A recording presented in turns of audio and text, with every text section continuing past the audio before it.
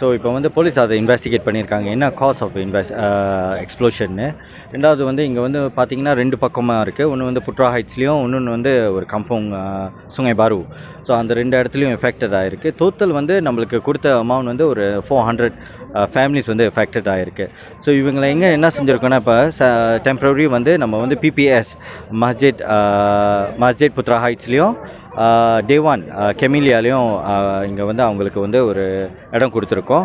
So இதுக்கப்புறம் வந்து நம்ம வந்து இதுக்கப்புறம் அவங்களுக்கு வந்து எங்கே ரீலொகேஷன், அவங்களுக்கு வந்து எங்கே அவங்களுக்கு ஷார்ட் ஹவுசிங் வந்து நம்ம தேடி கொடுப்போம்.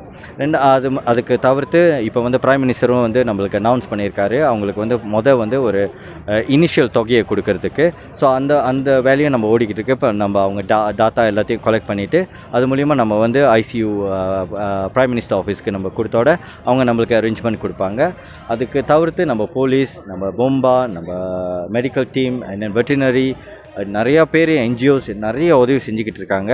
இதுக்கெல்லாம் ரொம்ப நன்றி. ஏன்னா இன்றைக்கி பார்த்திங்கன்னா எல்லாரும் ஒரு விஷயம் வந்தோட எல்லோரும் ஒற்றுமையாக இருந்து இந்த விஷயத்தை வந்து நம்ம சால்வ் பண்ணணுன்னு இன்றைக்கி எல்லாம் கஷ்டப்பட்டு வேலை செஞ்சுக்கிட்டு இருக்காங்க.